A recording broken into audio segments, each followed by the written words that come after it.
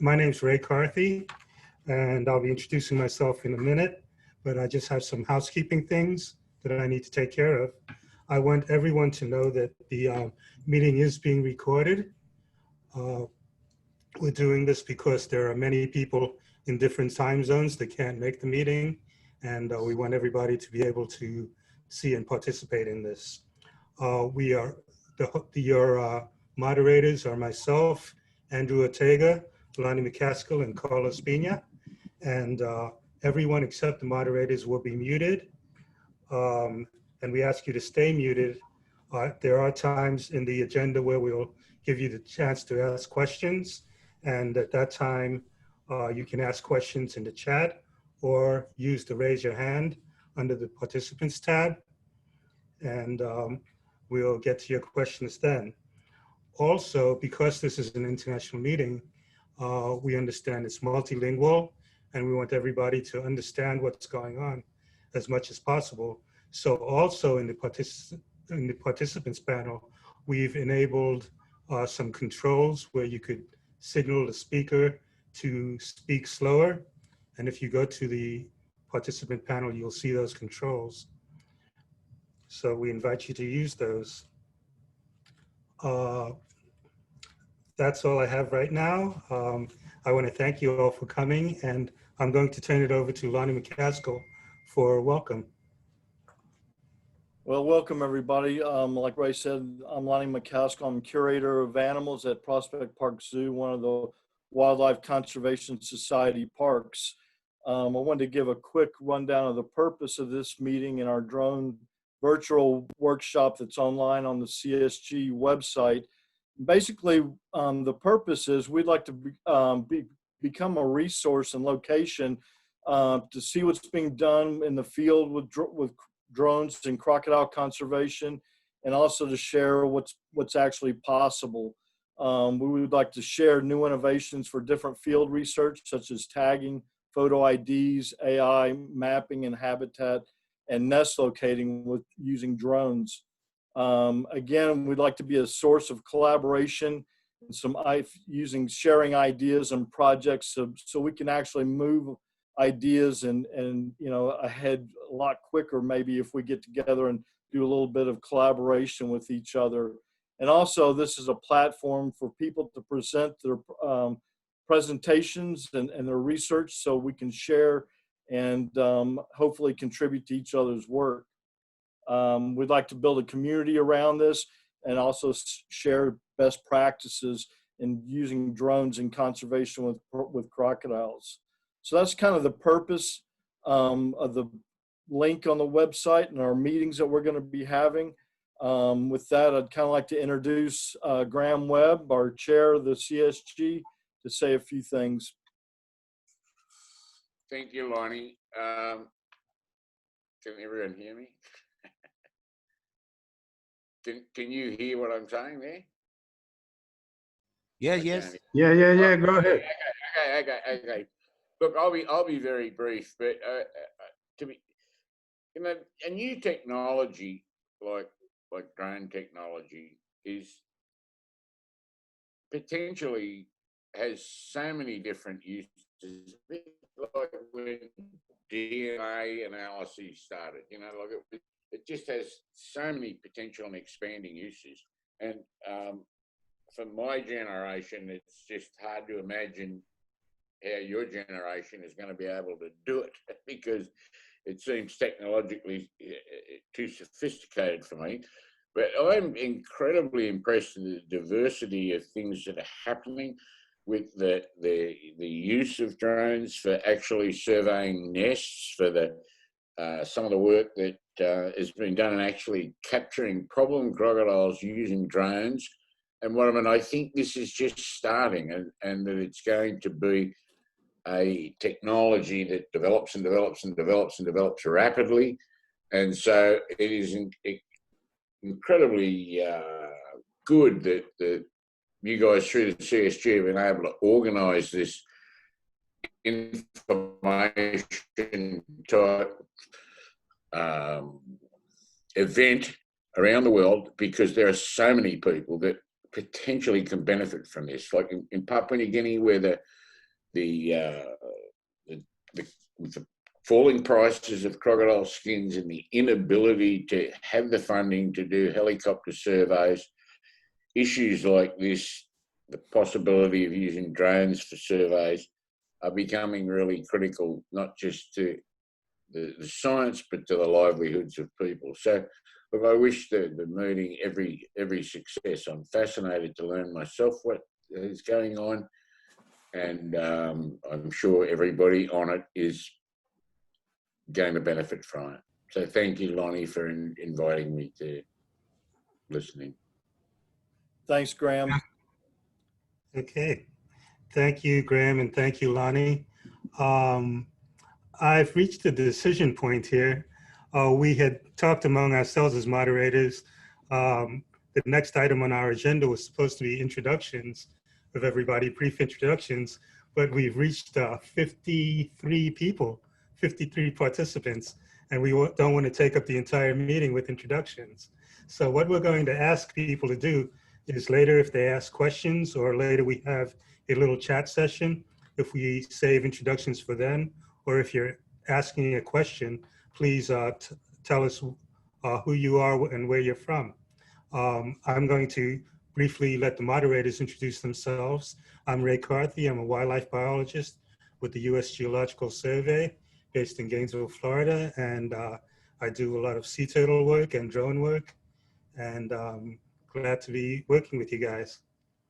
Lonnie? Lonnie McCaskill, curator of animals at Prospect Park Zoo.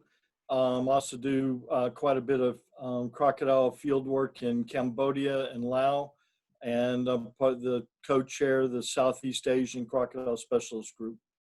Carlos? Hi, everybody. I'm Carlos. I'm from Argentina. I've been working with crocodile for a while, for many years now, and I'm working in Proyecto Yacaré, and I'm a CONICET researcher, professor at the university in Argentina. I'm very interested in ecology and wildlife management. Andrew, your time. Hey, everybody. Can you guys hear me? So I'm a student under Dr. Carthy. I study engineering. Andrew, sound problem. It doesn't sound very well.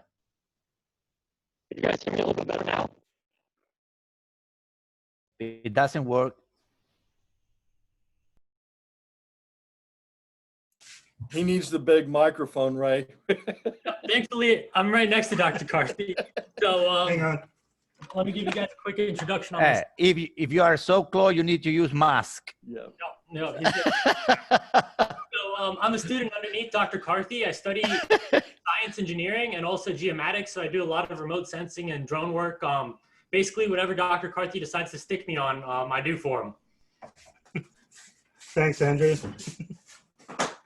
Okay. Yes, we practice safe social distancing here. And I'm going to turn it over to Lonnie right now to introduce our presenter for this evening. We have a presentation for you.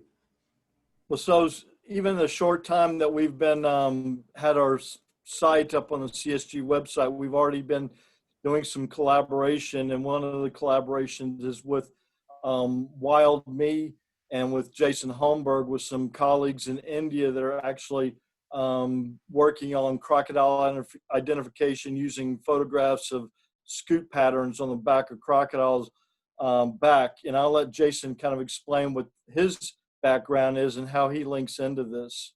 Jason? Hey, thanks everyone. Really appreciate the opportunity to present to you today. I've got a short presentation about what my nonprofit WildMe does. We're a 501c3 nonprofit organization here in the United States. We're based out of Portland, Oregon. That Portland that makes the news far too often these days. I'd like to present to you open source projects that we're doing specifically in the realm of open source software with machine learning added to both find animals in photographs, and then to, if we have the resolution of photography and the ability to train machine learning, to even go to the individual ID level. Which crocodile is this? So let me see if I can kick off my presentation here. And there we go.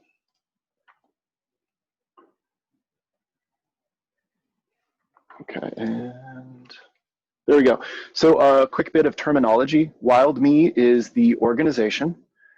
We have a product, which is free open source, called WildBook. This is the actual software application that would run and be applied to different species, from leafy and weedy sea dragons in Australia with the University of California, San Diego, and Western Australian museums, all the way up to whaleshark.org, a global platform for tracking individual whale sharks. Specifically, we generally work in either aerial detection, which is a newer field for us, or in marker capture, trying to help track individual animals and create population models and population estimates. And here on the bottom, you'll see under WildBook, there are instances of WildBook that run in the cloud as distinct servers and applications, of which, for example, flukebook.org is one for whales and dolphins. Whaleshark.org is one for whale sharks, the world's biggest fish. We have Giraffe Spotter for giraffe in Africa, etc. One of the modes we operate in is modernizing wildlife surveys. This is a joint program with Vulcan Inc. of Paul Allen fame, where we are largely doing RSO, rear seat observers flying over the African savanna, ingesting hundreds of thousands of photographs, doing high volume filtering, meaning about 98.5% of these photographs have nothing of interest in them, and then trying to get the human reviewer and eventually AI down to the point where we're categorizing the 1.5% of images that have an elephant or other confuser species that can co-occur with elephants, and then get to the point where we can not only find those images rapidly, but allow machine learning to curate them and count and resolve the number of individuals across multiple frames. This is actually a drone-looking type photograph that's mocked up. We tend to get, if you look on the right, we tend to get photographs that look like this, in which elephants can be extremely small pixels as the fixed-wing airplane flies overhead. And hopefully we're going to have a successful proposal to do a new round of this work, including a user interface.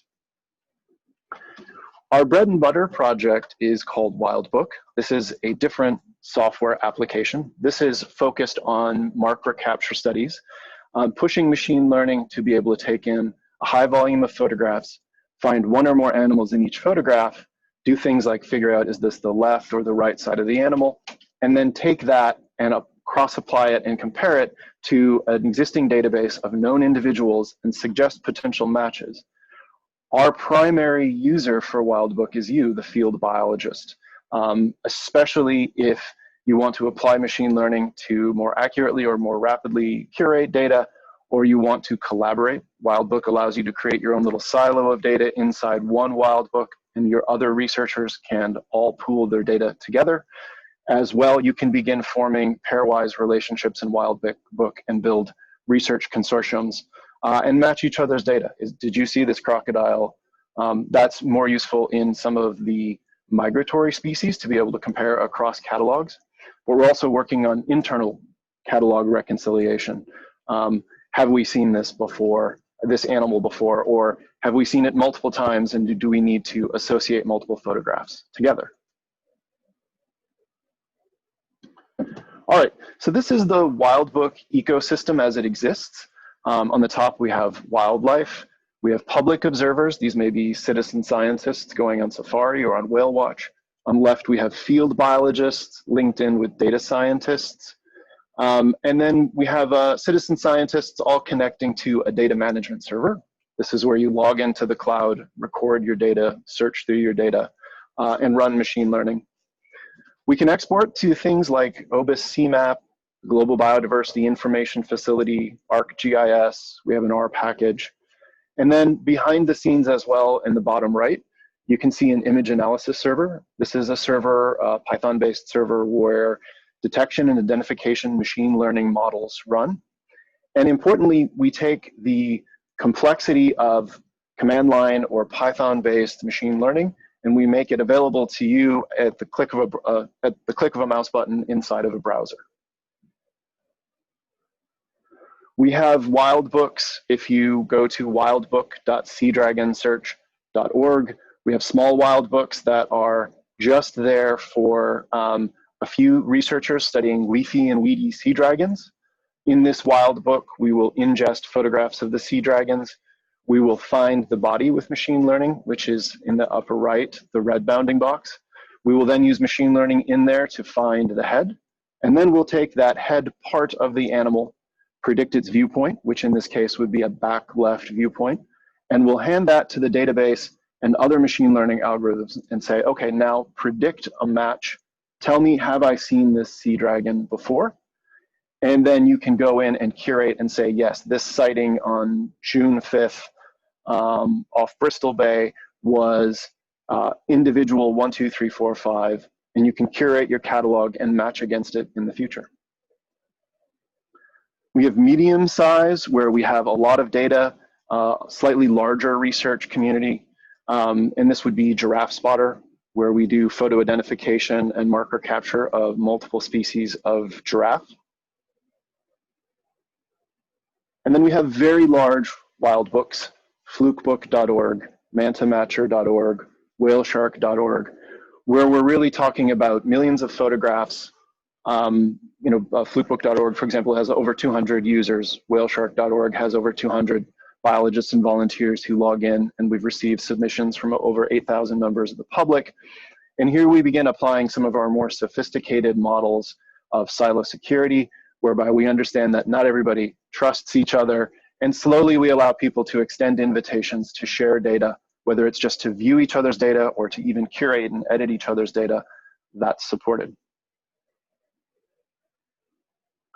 So when we talk about the machine learning we do, whether it's the MWS project with aerial surveys or here in WildBook, one of the phases of machine learning that we train using our own internal software and framework and then publish are machine learning models for detection. In the right and the bottom, you see the really easy cases, one North Atlantic right whale. On the bottom, that's a sperm whale off Dominica. And then we have some of the nightmares, like up in the upper left. This is a real world safari photograph, giraffe, zebra, and many of them, and they're in front of each other and behind each other. And some are close enough to do marker capture, photo ID, and some are far enough away that we're simply not going to get a pattern off the animal that can be visually compared. And we have to handle all of this in our detection pipeline. The other phase we do is identification. So once we've drawn the bounding box with machine learning and predicted the viewpoint, left, right, front, back, we also then need to take those pixels and say, now which animal in our catalog is this? On the top, you'll see an example of the hotspotter algorithm used on a humpback whale fluke. This is looking for texture patterns that are similar between disparate photographs. On the bottom, you'll see the trailing edge of a dolphin fin. I believe this one is off Florida in collaboration with Mote Marine Labs. And here we're taking that fin edge and saying, well, this is a lot like a sound wave. Let's use some machine learning derived from some sound wave analysis techniques and look at this much like one might look like at a unique voice print and match this based on that edge. And one of the fascinating things here is that we are, as a team of nonprofit, fully professional, 40 hours a week, software engineers and machine learning experts in one team, we're able to take multiple detection and identification algorithms as they emerge from academia and put them into a single location where they can be accessed globally. Oftentimes we'll read in a paper from machine learning that this has the potential for species X, Y, and Z, but we never reach that potential because the academic algorithm that was produced is in a paper sitting in a GitHub repository where it can only be called in a certain way by a Python system. My team's job is to make that usable so that through a browser you can upload your photograph, execute detection, pass those bounding boxes on to identification, and within a few minutes know which animal did I just see. And we need to do it with multiple algorithms using multiple identifying features. This is what a potential match result looks like. Here we're executing actually two algorithms. So for dolphin fins, we don't have just one way of looking at that trailing edge. We have two ways. An algorithm called FinFindR, which is implemented in the R programming language, and we can wrap that and extract it and make it callable via WildBook. And on the bottom, we have curve rank, an entirely different machine learning algorithm that we've also wrapped. Importantly, it was one click of a button to get both of these algorithms to run. You don't need to be aware of how they're run, that's our job. And then we return the results where you can then review the ranked list of candidates, select one and say, okay, associate this new photograph and the metadata, where and when, and sizing, for example, if you size the animal, assign it under this ID, and then you can create histories, individual histories for each animal in your study population. As well, export that data to something like ProgramMark or RMark to begin running open population models, etc. This is an example of how within a single platform, flukebook.org, for these 5 different species, we're calling different algorithms per species and calling them in combination. So all of this is production work we've already accomplished. And you can see that the power of the WildBook platform is that we can take one server, serve all the researchers for these multiple species, serve them in multiple ways with machine learning, all of it running and supported by my team as a set of professional engineers. And we support 200 users, all who can log in and kick off these jobs. And our job is to make this run smoothly and support large-scale teams and large-scale collaborations. One of the great things about us being open source is that we're a great example of co-investment and collaboration. What we produce can be taken by university students and run without going through us. You're never stuck with proprietary technology, meaning if my team disappeared, university students, other organizations could pick up our work and continue. And as well, this is just a great example of co-investment. When we get funding to further develop mantamatcher.org to identify individual manta rays better using a new machine learning technique, as we recently did with a new one emerging out of Australia, then all of that investment in the open source means that every other community is going to benefit. For example, us integrating pose invariant embeddings, an algorithm out of Australia that I mentioned, or the Pi algorithm, the first place we're going to go from giant mantas is over to snow leopards. So you can understand how we are developing these core, repeatable, reusable techniques, putting them in open source, and wherever we can get funding, we can benefit everyone else using WildBook.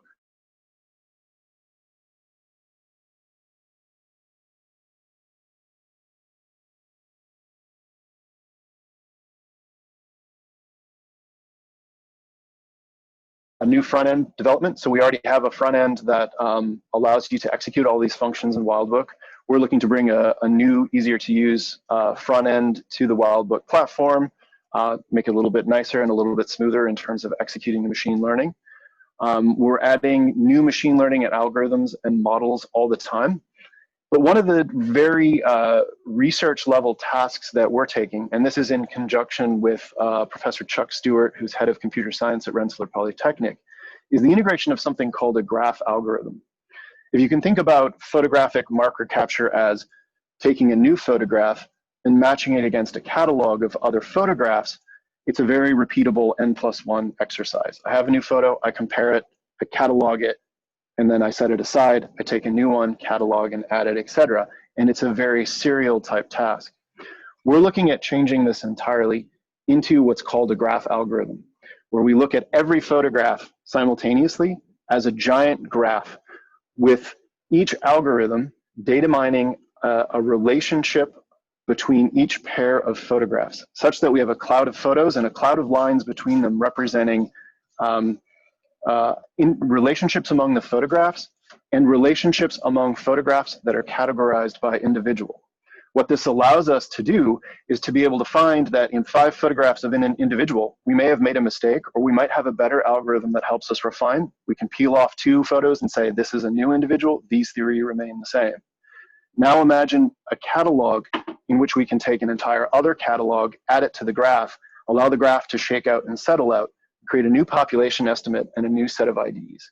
This is the foundational work toward almost fully automated photo identification, where there's no human curation. And we allow machine learning to data mine our data set. And if we can compare this against a baseline human curated catalog, potentially show that fully automated photo identification is far faster and potentially more accurate than humans having to review photographs at all. We might get to the point where we trust the machine to make the decisions and estimate our populations more than we do humans. We're not there yet. We're not looking to put anyone out of a job, but we are trying to get to the point where photo identification and machine learning are fully automated and are a trusted resource for field biologists to then begin, instead of curating data as much, asking more analytical questions. We're investing more in scalability, and this is some of our Gordon and Betty Moore Foundation money to do R&D and allow for more users to use the system faster. We're developing intelligent agents, which is a separate conversation. It's our ability to data mine usable data out of YouTube, date, location, and photographs, such that we can take people's vacation videos. And we already do this for whale sharks in Australia. We can take their vacation videos, pull out the relevant keyframes, identify the individuals, and get a free source of data for animals that are cited by tourists without having to have a researcher in the field. So just a free data stream. And then do a lot more outreach and add more species, more research collaborations, potentially such as yourselves, to the platform. I believe that's the end of my slides. I'd be happy to take any questions if there are any.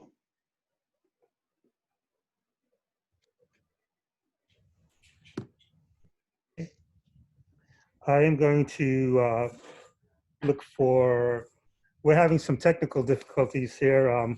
One of our computers crashed, but we are going to look in the chat for any questions. And I'm also going to temporarily unmute everybody.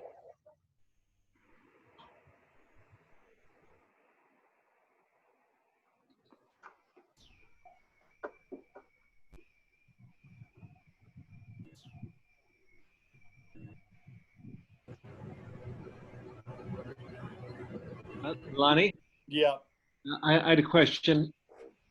sure. Jason, very interesting, very impressive presentation. What kind of a drone did you use for the elephant work in Africa?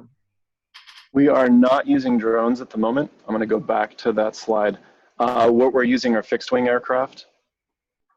And this is data that has been collected by separate organizations, has been accumulated under Vulcan's umbrella and their Great Elephant Census and some of their funding. It's handed to us for the machine learning analysis, and we've completed that phase 1, showing that we can rapidly process the data. What we're trying to get funding for is phase 2, where we build the user interface. The idea being that if we're doing aerial censuses, and here we're talking about detection, presence, and counting, not individual ID generally, that there should be a user interface that allows new projects with new data and no machine learning to begin drawing bounding boxes and curating that data to the point that we can build machine learning. And then from then on, the machine can begin filtering out the empty photographs and counting individuals. And then for existing studies where we have sufficient data, have those machine learning algorithms available such that the next study that comes in with a high volume of photographs is curated by the machine learning. So really trying to take only manual review of photography, such as the RSO model, or human curation of high volumes of photographs, replace that with machine learning. Thank you. Jason, we do Yes. have a question from David Smith asking if the software is web-based or it can be run on his desk PC. It is web-based, but it can be run on desk PCs. We develop the software on our desktops. It is intended for web-based usage, but it can be run individually on one's laptop. Thanks. Which operating system, just out of curiosity? So we're based in Java and Python, so we can generally run in multiple operating systems. I will say, though, that my team works entirely in Linux. Oh, great. Lovely. Excellent. Thanks very much. Jason, can you kind of go over the process? Open your microphone and produce your question.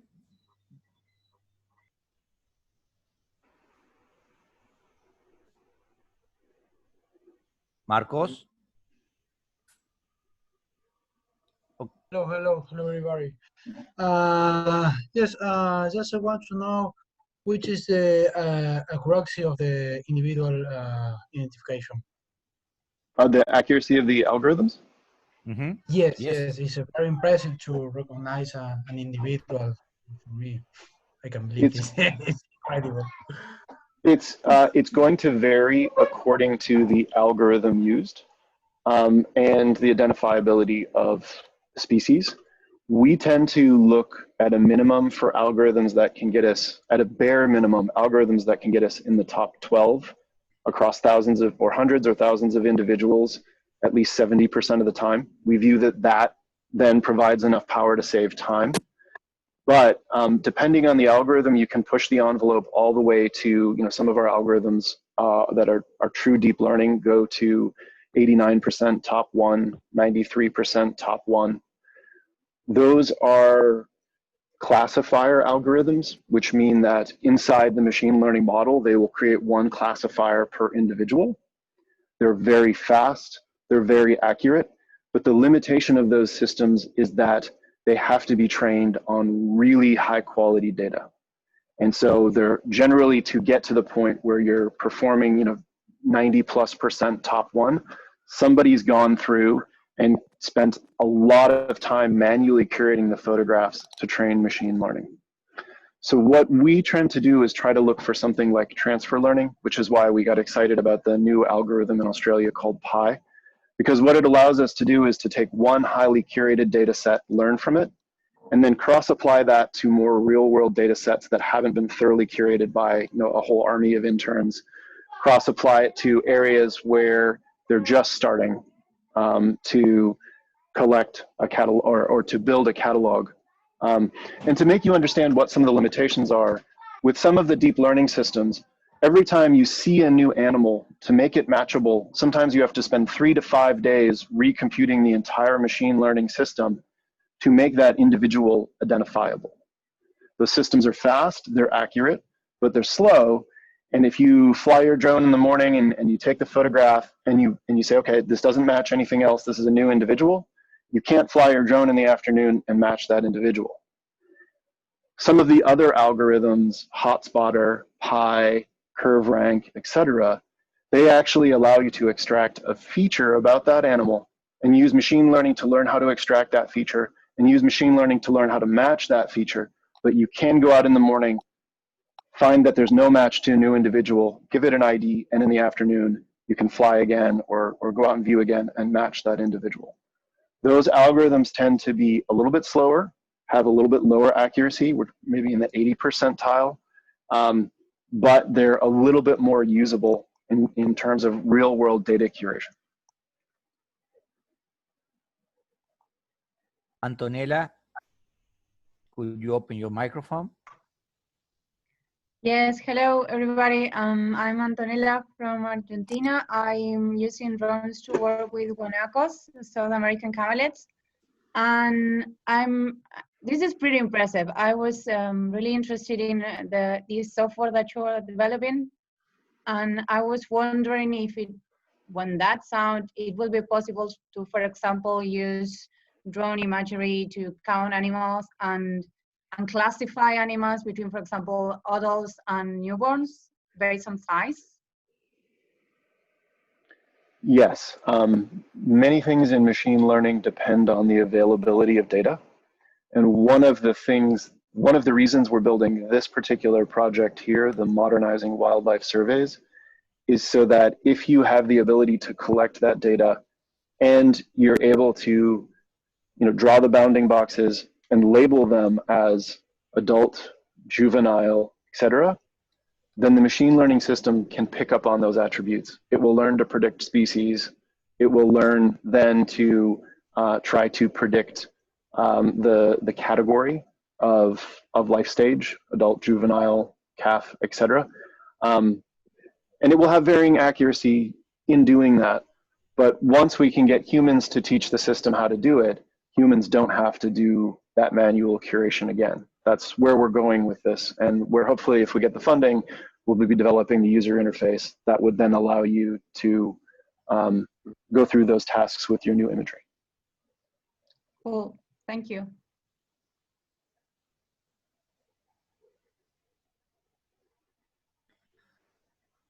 Danu? Hi, Jason and everyone. Thank you very much for the amazing presentation and workshop. So it's follow-up question from Antonella, I guess. So in the context of the crocodile identification,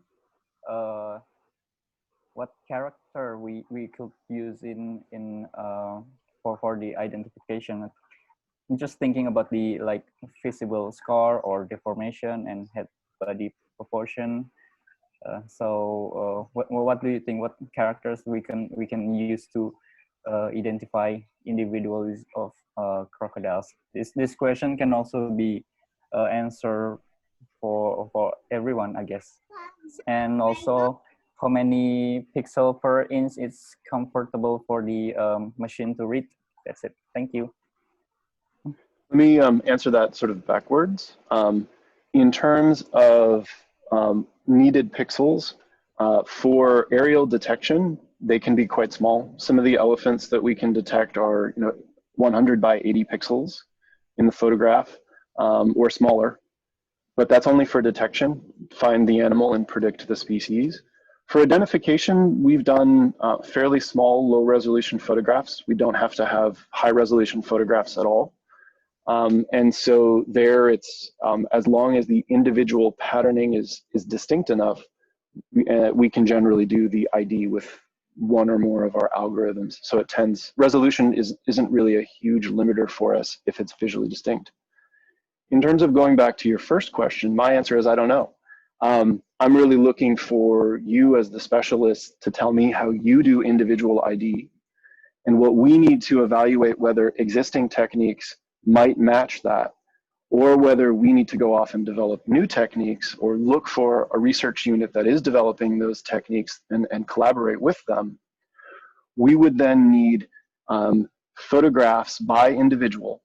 Think about one folder on your desktop per individual with every photograph of that individual, hopefully from left, right, top, bottom, etc., in that folder, and get photographs of individuals. You tell us what to look for, and we'll see if machine learning can individually match that, either from aerial or from lateral viewpoints. But I need to learn from you to answer that question.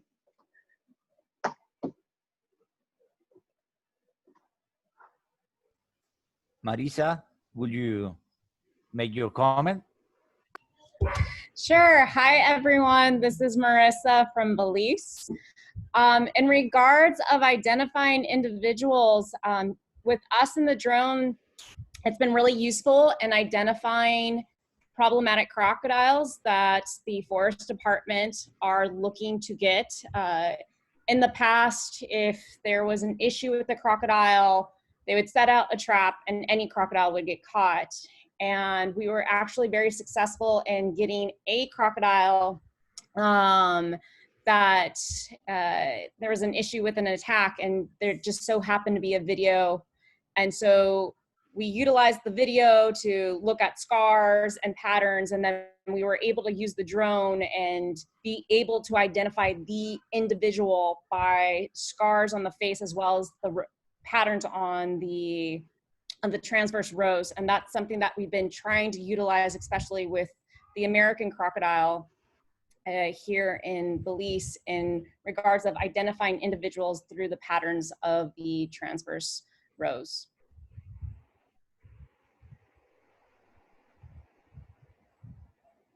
Jason, I do have a question. You mentioned that you already have a software to do that separation on those pictures, having an individual or those empty pictures. If we have a set of pictures with crocodile, we just put it there and we will have a result, or we need to train first your system in order to identify the crocodiles or alligator or caiman or whatever? We would need to train it first. And what that would involve is getting us a few thousand photographs. And either we can work with students, volunteers, we can hire somebody. we need to draw bounding boxes, and we need to do it in a very detail-oriented. So we're going to take a few thousand photographs, label those bounding boxes, and then we're going to train a machine learning stage called a whole image classifier. It occurs before detection, before identification. A whole image classifier model, its job is to predict one of two things. There's something of interest in the photograph, or there isn't. And the reason we build a whole image classifier is it's a highly fast and accurate way of throwing out data. If it predicts, yes, there's something of interest, then we move on to the machine learning phase I described called detection, where we begin drawing bounding boxes around every crocodile, for example. So just the find me my photos that have something, we do need to train it, but we only need to train it hopefully once.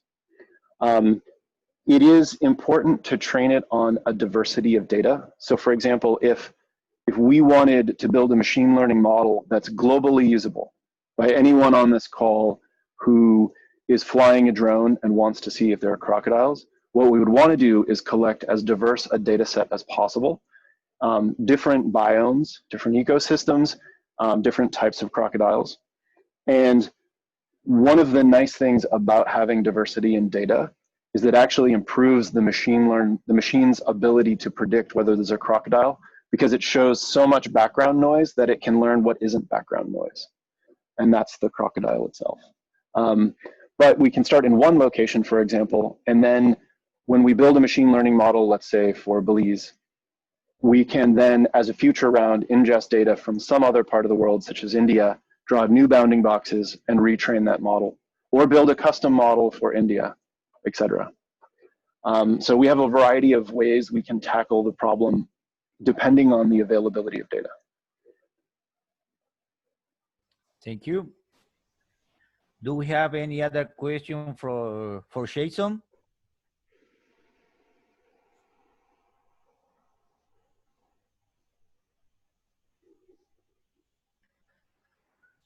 Okay, Jason, thank you very much for your great presentation. It's really amazing the thing we can do with machine learning. And Raymond, you keep on talking, man. Yes, thank you, Carlos. Thanks for stepping in there. We had some technical difficulties here. Jason, that was a really fantastic talk. If you'd like, you can put the website for WildMe and your contact information in the chat. I'm sure you'll have a lot of people quite interested. So thanks again. Next item we have is we really appreciate all of you going to the website and looking at the information we presented there. And we've gotten some questions back on the website and by email on the videos.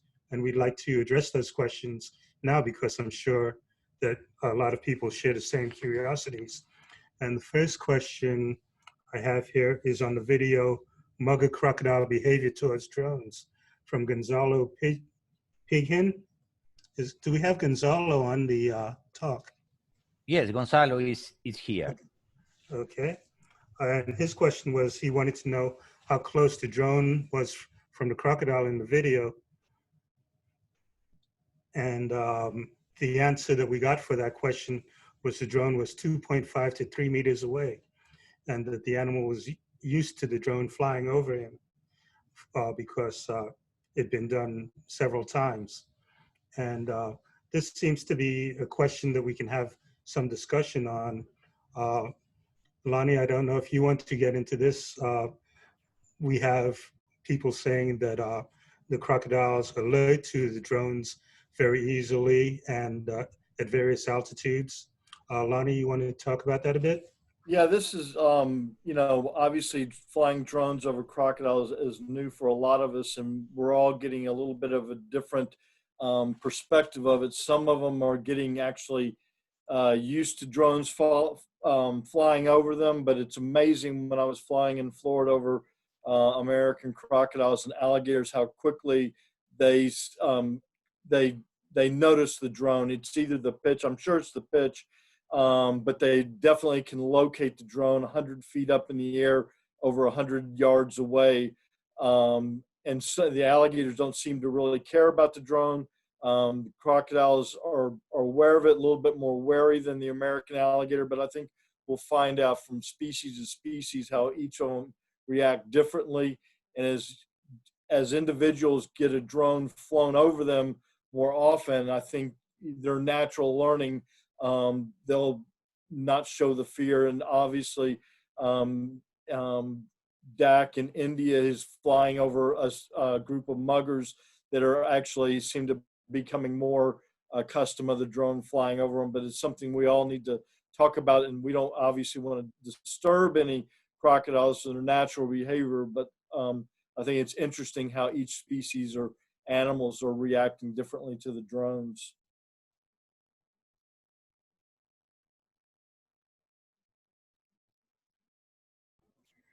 If I could just add something to that.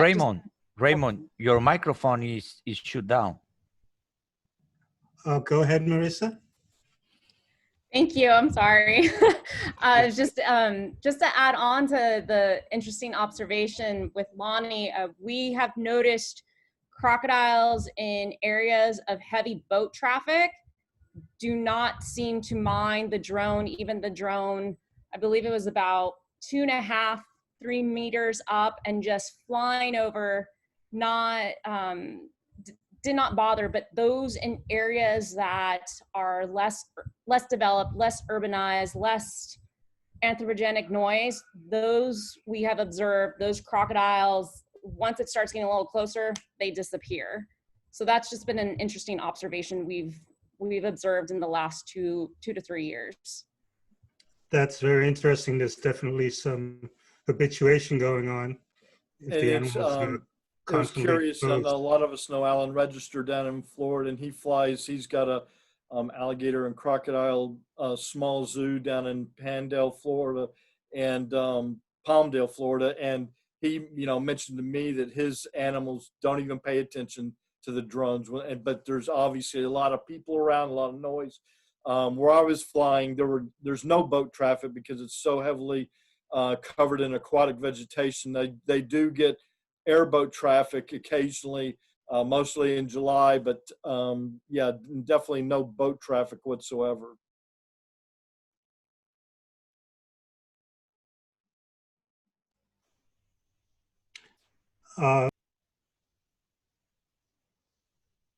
The next question is on the same topic.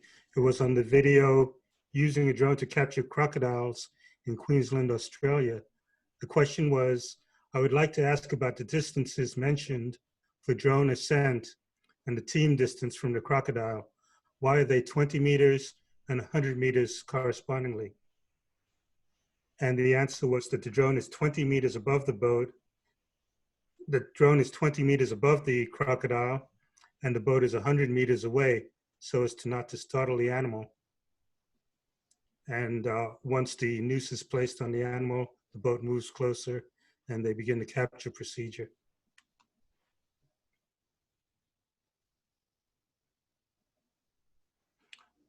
The next question we had from the website was on the video learning to fly. That was a question, that was Lonnie's video.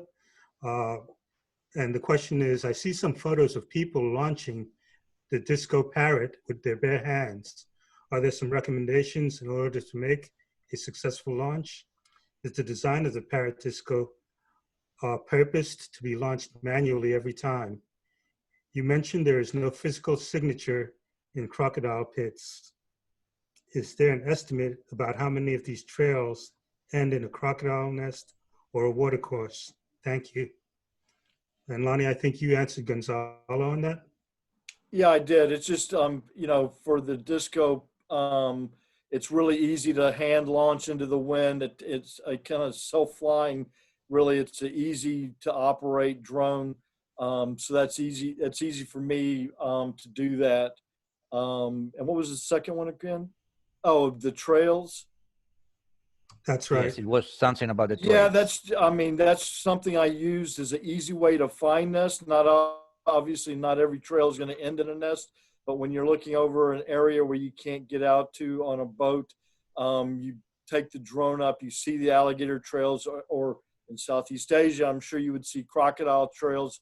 And if they're a nest builder, a mound builder, you know, a lot of those animals use aquatic vegetation for nests, so it makes it really easy to find them. And it seems like after you found one or two of the nests, your eye gets trained to it, and you can fly the drone much quicker over the landscape finding nests. And I think eventually AI, this machine learning, will be able to lock in on nests and be able to send up a drone, whereas a lot of people are using helicopters to find crocodile and alligator nest.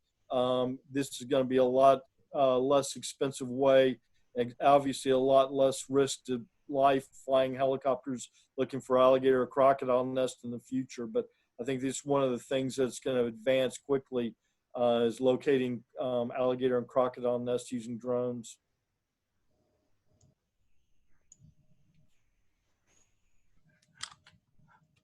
Thanks, Lonnie.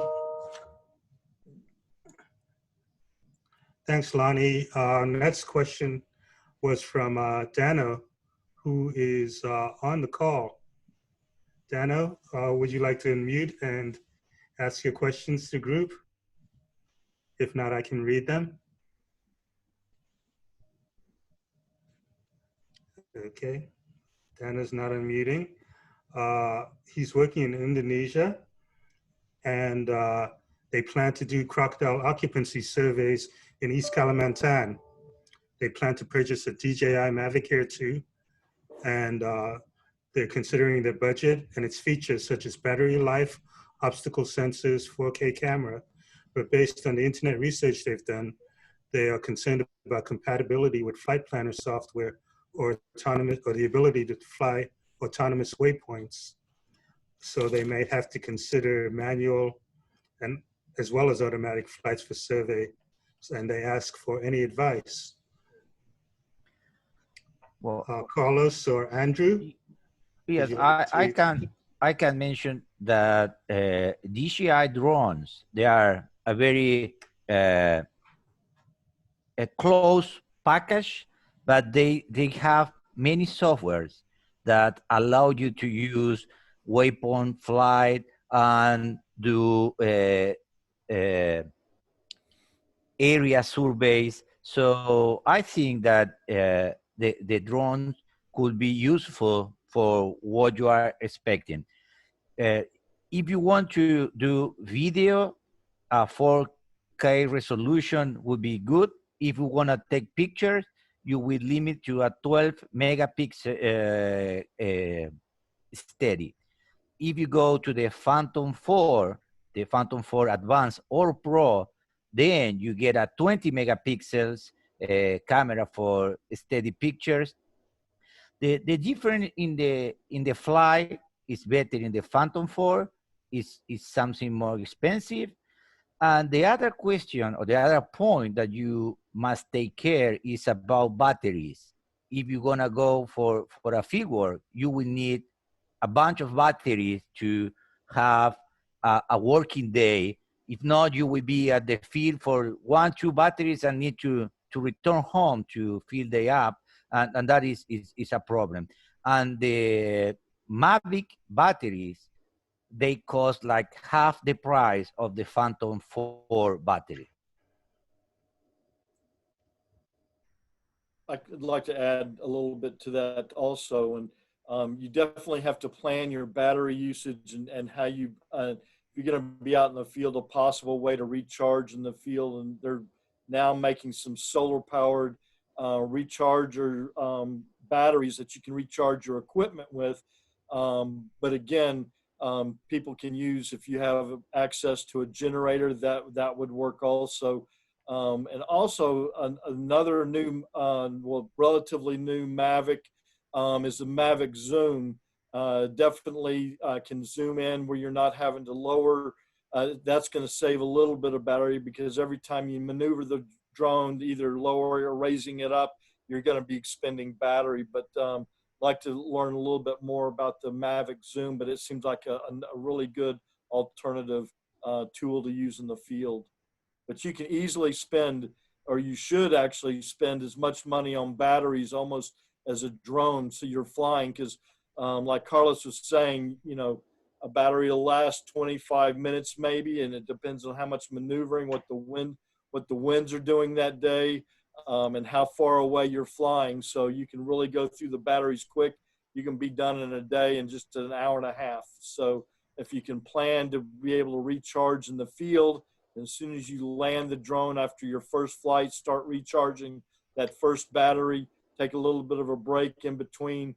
It'll help your cycle of using up batteries a little bit longer while you're out in the field. But definitely that's a thing you need to plan for. And Lonnie?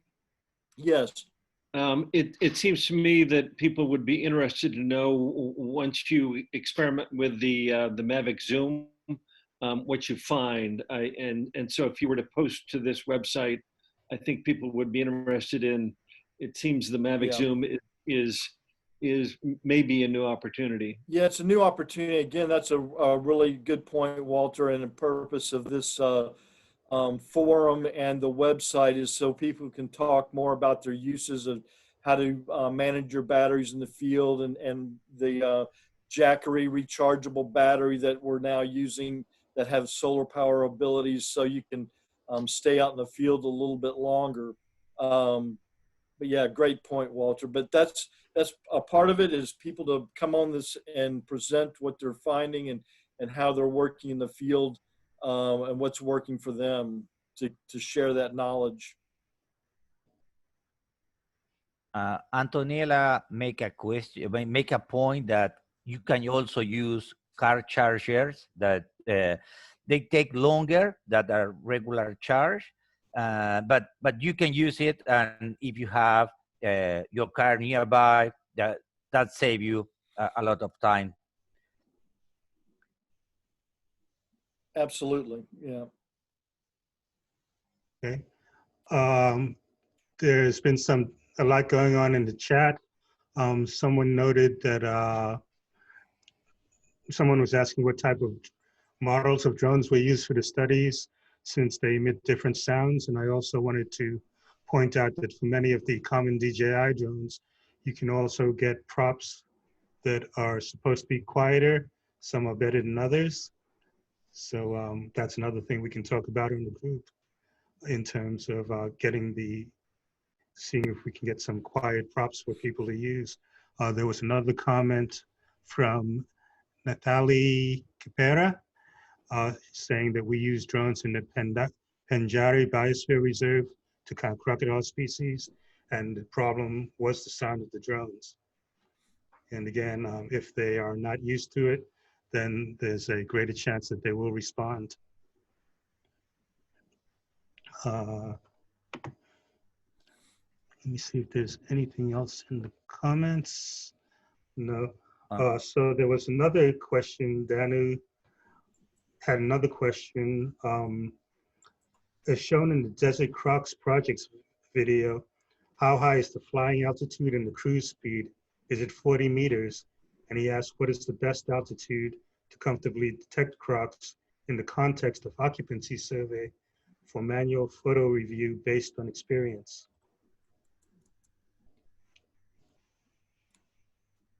I can tell you what we have found. We are trying to develop a survey method, and if you want to see hatchlings, I would recommend not to go higher than 40 meters. That is 120 feet. If you fly 100 meters high, that is 300 feet, you will see a female on the nest, but you will lose all the small individuals. So it's gonna depend on what you are trying to do, that you will select your altitude. But if you go to, again, to 35 to 40 meter high, you will see class 1 individuals.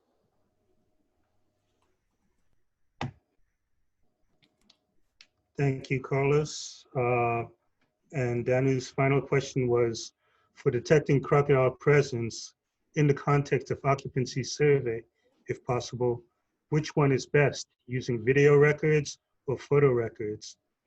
If we use video or hyperlapse recording, is it possible to geotag certain points as when we took photos with the drone? Basically asking if you can geolocate from the video. I'm not familiar with that. I'm using pictures because you have higher definition, but I'm not sure. Lonnie, do you or somebody else in the chat that have been flying with video in order to geo-reference the individuals? It's more difficult than georeferencing directly out of pictures, but it can be done. Just it's a very labor-intensive process. You typically want to use still images for anything that you get a geo-rectified product out of. That's what I've been using is photos, and they have the GPS signature on them, and you can get them downloaded. I've been using the photos as well. Yeah. For whatever reason, if I do want to get a video of a croc, or sometimes we also find manatee or stingray out here, I just switch the mode to get a little bit of video before going back to a prescribed grid in regards of taking the photos.